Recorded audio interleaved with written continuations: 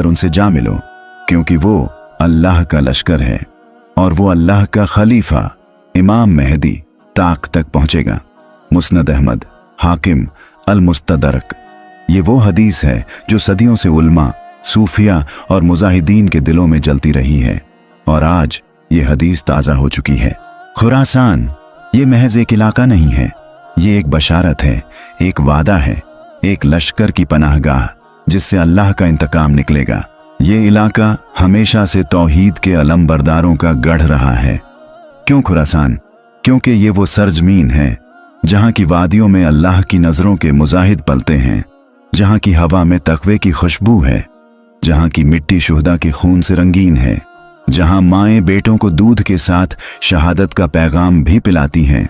स्याह झंडे क्या हैं?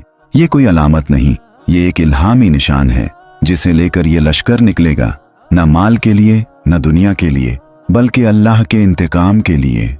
ये कोई मामूली फौज नहीं होगी, न उनके पास बड़े बड़े जनरल होंगे, न दुनिया की साजिशों में पले हुए लीडर।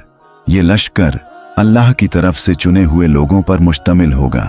न उनके जिस्म भारी होंगे, न लिबास खास, लेकिन उनकी निगाहों में ऐसा नूर होगा जो जमीन के पर्दे चीर कर हक को देख सकेगा। उनके सजदों में ऐसी लज्जत होगी कि जिहाद से पहले उनकी रातें रोते हुए गुजरा करेंगी। उनकी पहचान क्या होगी?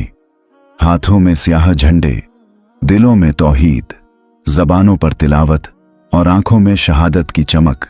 उनके पैर जमीन पर होंगे मगर रूहें मलाइक की तरह पाक।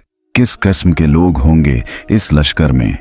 वो गुमनाम नौजवान जो इंटरनेट के पर्दों से बाहर निकल आएंगे और इस्लाम की हिफाजत के लिए हथियार उठाएंगे।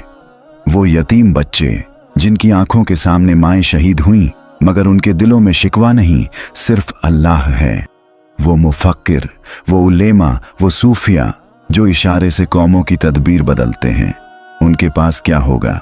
कोई बड़ी टेक्नोलॉजी नहीं, कोई एटमी हथियार नहीं, कोई मीडियाई ताईद नहीं, मगर उनके पास होगा अल्लाह का यकीन।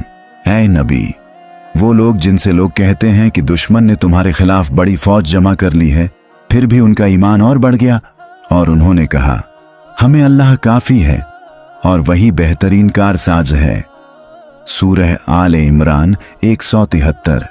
ये लश्कर कोई फौजी शो नहीं करेगा, बल्कि ये दिलों की तब्दीली से उठेगा। मस्जिदों में बैठे हुए तिजारतें छोड़कर निकलने वाले लोग जो कहेंगे अब बहुत हो गया, उनकी ताकत क्या होगी? अल्लाह का जिक्र, दुआओं की सच्चाई, सजदों की गहराई और एक खामोश सदा।